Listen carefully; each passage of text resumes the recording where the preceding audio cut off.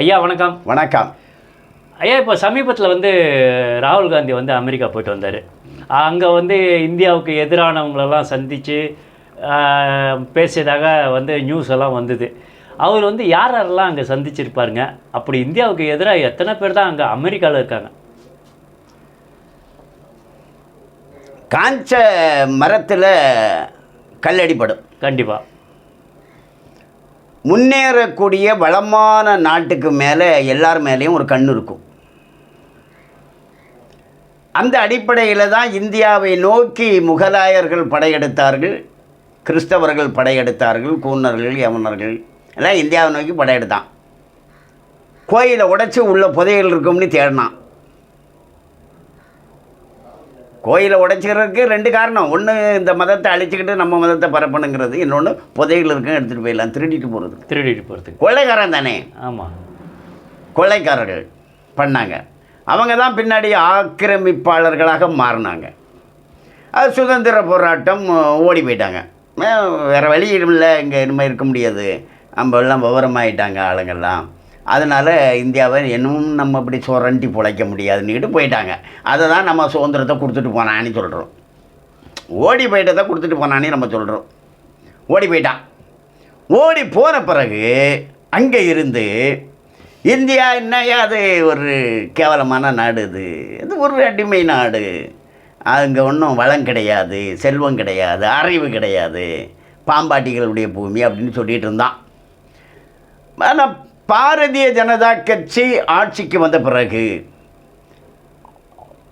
அடல் பிகாரி வாஜ்பாய் அவர்கள் பிரதமராக இருக்கும்போதே அணுகுண்டு வெடிச்சிட்டோம். நம்ம அவன் கூடாதுன்னு சொன்னான். தடை, பொருளாதார தடைனால அமெரிக்காவே கண்டுபிடிக்க முடியல அந்த டைமிங்க. நம்ம பண்ணிட்டோம். அதான் அப்போ ஆண்மை வெளிப்பட்டது. கார்கில்ல ஜெயிச்சிட்டோம், வீரம் வெளிப்பட்டது. இப்போ பிரதமர் நரேந்திர மோடி வந்த பிறகு இது உலகத்தில் எல்லாம் இப்போ வள்ளலார் மேலே ஒரு வழக்கு. அப்போ அவர் நீதிமன்றத்துக்கு வந்தார். நீதிமன்றத்துக்கு அவர் சாட்சி சொல்ல வர்றார் வள்ளலார். அப்போது வழக்கு தொடுத்தவன், நீதிபதி, அந்த கோர்ட்டில் இருந்தவங்க எல்லாருமே எழும்பி நின்று வள்ளலாரை கும்பிட்டாங்க. அப்படி ஆகிப்போச்சு. அதே போல் பிரதமர் நரேந்திர மோடியை இப்போ உலக அரங்கில் பார்த்த உடனே எல்லாரும் கும்பிட்றான். அந்த அளவுக்கு அவருடைய தனி மனித ஒழுக்கம், அவருடைய தேசபக்தி, அரசு கஜானாவில் ஒரு பைசா கூட எடுக்காத அவருடைய தூய்மை, அவருடைய ஆளுமை, அவருடைய பேச்சு, செயல்திறமை, இந்தியாவினுடைய முன்னேற்றம், இது எல்லாரையும் கவர்ந்துடுச்சு. அதனால் அவனுக்கு வயிற்றில், சில பேருடைய வயிற்றில் நெருப்பு எரியுது. என்ன நம்ம இந்தியாவை என்ன நினச்சிருந்தோம், இன்னும் போய் அங்கே சுரண்டலாம், அங்கே நம்ம அடக்கி ஆளலாம், அடுத்த ரவுண்டு பார்த்துக்கலாம் அப்படின்னு நம்ம நினச்சிட்டு இருந்தோமே. ஆனால் இந்தியா இப்படி முன்னேறிடுச்சே அப்படின்ட்டு வயிற்றெரிச்சலில் நிறைய பேர் இருக்காங்க. அப்படி வயிற்றெரிச்சலில் இருக்கிறவங்களை எல்லாரையும் திட்டம் போட்டு சந்திக்கிறாரு ராகுல். ஷாம் பட்டோடா அப்படின்னுக்கிட்டு அதுக்குன்னு ஒரு ஆளை வச்சுருக்காரு. அயலக காங்கிரஸ் கட்சியினுடைய தலைவராக ஷாம் பட்டோடா. அவர் என்ன பண்ணுறாரு, எவன்லாம் இந்தியாவுக்கு எதிராக இருக்கான் அவனெல்லாம் ஒன்றாக்குறாரு, சேர்க்குறாரு. அந்த ஹில்லா உமர்னுக்கிட்டு ஒரு அம்மா சோமாலியா நாட்டில் இருந்து அமெரிக்காவில் குடியேறி அங்கே செனட்டு உறுப்பினராக இருக்காங்க. அமெரிக்காவில் 50 மாகாணம் இருக்குது. ஒரு மாகாணத்துக்கு 2 செனட்டு உறுப்பினர், அப்படி மொத்தம் 100 பேர். இந்த அம்மா செனட்டு உறுப்பினராக அங்கே தேர்ந்தெடுக்கப்பட சோமாலியாக்காரி. அந்த அம்மா இது பூர்வீக அமெரிக்கனே மொத்தமே 1776 தான் அமெரிக்காவையே செட் பண்ணாங்க. 50 நாடுகளை ஒன்றா சேர்த்தாங்க. இந்தியா மாதிரி பல லட்சம் ஆண்டுகள் வரலாறு உடையது இல்லை அமெரிக்கா. ஒரு 250 ஆண்டுகால வரலாறு உள்ளது தான் அமெரிக்கா. அந்த அம்மா, அந்த ஹில்லா உமருங்கிற அம்மா, அதுக்கு இந்தியாவினுடைய எதிரி அந்த அம்மா.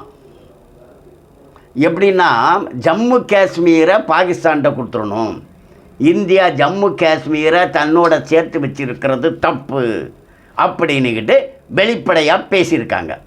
எங்கே போனாலும் அதான் பேசுகிறாங்க. பாகிஸ்தானுக்கிட்ட பணம் வாங்கிக்கிட்டு அவங்க செலவிலேயே ஆக்கிரமிப்பு பாகிஸ்தானுக்கு உள்ளே போய் நீங்கள் பாகிஸ்தானை சேர்ந்துருங்க, இந்தியாவை ஆதரிக்காதுங்க அப்படின்னு அங்கே, ஏன்னா அங்கே இப்போ வந்து புரட்சியாளர்கள்லாம் இந்தியாவை ஆதரிக்கிறாங்க. இவங்க பாகிஸ்தானுக்கு ஆதரவாக ஆக்குபைடு கம்யூனிஸ்ட் பாகிஸ்தானுக்கு டூர் போனவங்க இந்த ஹில்லா உமருங்கிறவங்க. இந்த ஹில்லா உமரை ராகுல் சந்திக்கிறார். போய் யார் இந்தியாவுக்கு எதிராக இருக்காங்களோ அவர் ஜான் மோசஸ்ன்னுக்கிட்டு ஒரு ஜான் சோரஸ் அப்படின்னுக்கிட்டு ஒரு தொழிலதிபர். அவர் வந்து இந்த நம்முடைய தொழிலதிபர்கள் அதானி அம்பானிக்கு எதிராக செயல்படுவார். ஏன்னா அதானி அம்பானி இந்திய தொழிலதிபர், அவர் வந்து அமெரிக்க தொழிலதிபர். இந்தியாவில் தொழில் மேம்படப்படாது, இந்தியா ஒரு அடிமை நாடாக இருக்கணும், இந்தியாவில் நாம சுரண்டி பிழைக்கணும்னு நினைக்கிறவர். அவரை சந்திச்சிருக்காங்க. கிடன்பர்க்குங்கிறவை ஒரு மோசடி பேர்வழி. அவங்க வந்து ஒரு பொய்யான தகவல்களை பரப்பி கம்பெனிகளை ஒரு வீழ்ச்சி அடைய செய்து, பங்கு சந்தையில் வீழ்ச்சி அடைய செய்து ஒரு பொய்யை கிளப்பி விட்டால் ஒரு பொய், ஒரு இது வந்து உண்மை இல்லைங்க, இவங்க சொல்கிறதெல்லாம் பொய்ங்க, கணக்கெல்லாம் பொய் கணக்குங்க அந்த கம்பெனியில் அப்படின்னுக்கிட்டு சொல்லிட்டான்னு வச்சுக்கிட்டுங்களா. அந்த கம்பெனியில் நிறைய பேர் முதலீடு போட்டுக்கிட்டே இருப்பாங்க. இவன் அந்த கம்பெனி கணக்கெல்லாம் எல்லாம் பொய்ங்க அப்படின்னுட்டு கிடன்பர்க்கு சொல்லிவிடுவான். அவன் கம்பெனிலேருந்து அனௌன்ஸ் பண்ணிவிடுவான், நெட்டில் எல்லாம் பரப்பிடுவான், எல்லா இடமும் பரப்பிடுவான். பரப்புனா அதை படிக்கிறாங்கல்ல, சாதாரணமாக ஒரு 10,000 ரூபா போட்டிருப்பான், அதை படிக்கிறான்ல, ஓஹோ அப்போ இந்த கம்பெனி கவிழ்ந்துருமோ, அதனால் அதில் உள்ள ஷேரை நம்ம வாபஸ் வாங்கிடலான்னு வாபஸ் வாங்கிடுவான். அப்படி ப்ராடு பண்ணுறவன் கிடன்பர்க்கு. அந்த கிடன்பர்க்கு சந்திச்சிருக்கிறாரு இவர். கிடன்பர்க்கினுடைய ஆளுங்களோட பேசியிருக்கிறாரு. அந்த ஹில்லா உமருடைய அவங்க அம்மாவை சந்திரிக்கான். அப்புறமா சீக்கியர் நாட்டை பிரிக்கணும், பஞ்சாபை தனியாக பிரித்து சீக்கியர் நாடுன்னு தனியாக அறிவிக்கணும் அப்படின்னுக்கிட்டு அந்த சீக்கிய தீவிரவாதி பயங்கரவாதி பனூன்னு சொல்லக்கூடியவன், அவன் அமெரிக்காவில் தான் இருக்கான். அவனை பார்த்துருக்கிறாரு ராகுல். அவங்க வந்து இந்த காலிஸ்தான் இயக்கத்தை காலிஸ்தான் இயக்கத்தை சேர்ந்த பலூனை இவர் ராகுல் பார்த்துருக்கிறார். மொத்தத்தில் இவர் அங்கே ஒரு சில தினங்கள் இருந்திருக்கிறாரு. ஒரு 10% தான் இப்படி பார்த்தது நமக்கு செய்திக்கு வந்திருக்கு, செய்தி வெளியாகிருக்கு. ஒரு 10% தான். 10 நாள் இருந்தாருன்னா ஒரு நாள் விஷயம். அப்படி கொஞ்ச நாள் தான் நமக்கு கொஞ்சம் நடந்த. இப்போ வந்து ஒரு 2 மணி நேரம் 4 மணி நேரம் ஒருத்தரை சந்திச்சாரு. மத்தியானத்துக்கு மேலே எங்கே போனாருன்னு தெரியாது, நாளைக்கு எங்கே போனாருன்னு தெரியாது. ஆனால் நாளை கழிச்சு ஒருத்தரை சந்திச்சிருக்கிறாரு. அப்படி இப்போ நம்முடைய நிருபர்களெல்லாம், இந்திய நிருபர்களெல்லாம் தலைகீழ நின்று பார்க்குறாங்க. அவர் அந்த அமெரிக்க பயணத்தில் ஒரு 10% தான் இந்த மாதிரி கிரிமினல்ஸுகளை சந்தித்து பேசியிருக்காரு. மீதி நேரத்தில் யாரை சந்திச்சாரு, என்ன நடக்குது தெரியல. அப்போ இன்னும் இதை விடவும் மோசமான கிரிமினல்ஸுகளை சந்திச்சிருக்கிறார் அப்படிங்கிறது நம்ம புரிஞ்சிக்க முடியுது. ஆக இந்த மாதிரி குற்றவாளிகளை, இந்தியாவுக்கு எதிரானவர்களை, தேச துரோகிகளை, பயங்கரவாதிகளை சந்திக்கிறதுக்கு தான் ராகுல் அமெரிக்காவுக்கு போயிருக்கிறாரு. அங்கே போய் என்ன சொல்கிறாரு, இந்தியா ஒரு நாடே இல்லை, பல மாநிலங்கள் இருக்குது, அது சேர்த்து தான் வச்சுருக்காங்க, அது ஒரு நாடு இல்லை அப்படின்னு சொல்கிறாரு. இந்தியாவில் சீக்கியர்கள் புரட்சி பண்ணணும், போராடணும், அங்கே மத சுதந்திரம் இல்லை, மொழி சுதந்திரம் இல்லை அப்படியெல்லாம் சொல்லியிருக்கிறாரு அங்கே நிருபர்கள்ட்ட. அப்போது அவருக்கு மனசில் இருக்கிறது வெளியே வருது. ராகுலுக்கு மனசில் என்ன இருக்குன்னா, இந்தியாவில் ஏதாவது பிரிவினை போராட்டம் நடக்கணும், இந்தியா சிதறுண்டு போகணும், இந்தியாவை தீர்த்து கட்டணும் அப்படின்னுக்கிட்டு, இந்தியாவை தீர்த்து கட்டணும்னுக்கிட்டு யாரெல்லாம் நினைக்கிறாங்களோ அவங்களெல்லாம் அவர் அமெரிக்காவில் போய் பார்த்துருக்கிறார். ஆமாம், அப்படி பார்த்தது அவ்வை சொன்ன மாதிரி, கற்றது கைமண்ணளவு கல்லாதது உலகளவுன்னு சொன்ன மாதிரி பார்த்தது ஒரு 10 விழுக்காடு நேரம் தான் இப்போ நான் சொல்கிறது. மீதி 90% அவர் என்ன பண்ணாருன்னு நமக்கு தெரியல. இன்னும் நிறைய அவர்கிட்ட நிறைய விஷயங்கள் இருக்கலாம். அதனால் நம்ம ராகுல்கிட்ட தேசபக்தர்கள் ரொம்ப அக்கறையாக, ரொம்ப சீரியஸாக ராகுலை எடுத்துக்கணும். அவருடைய விஷயங்களை நம்ம உதாசீனப்படுத்தக்கூடாது. ரொம்ப எச்சரிக்கையாக நம்ம ராகுலை டீல் பண்ணணும். அவர் ஒரு அபாயகரமான நபர். ஏன், அதாவது ராகுல வந்து பப்புன்னு சொல்றதுக்கு பதில் எட்டப்பன் சொல்லலாம். இப்போ எட்டப்பனா இருக்கலாம். ஆமாம், எட்டப்பன் மாதிரி. ஆமாம், எட்டப்பன் மாதிரி ரொம்ப மோசமான ஒரு தலைவர். அவர் வேற எதிர்க்கட்சி தலைவராக இருக்கிறாரு. அப்போ இந்தியாவினுடைய எதிர் தலைவராக இருக்கிறார். எதிர்க்கட்சிங்கிறது வேற, எதிர்க்கட்சி தலைவரும் இந்தியாவுக்கு சப்போர்ட்டாக தான் செயல்படணும். அதுதான் நம்முடைய ஜனநாயக முறை.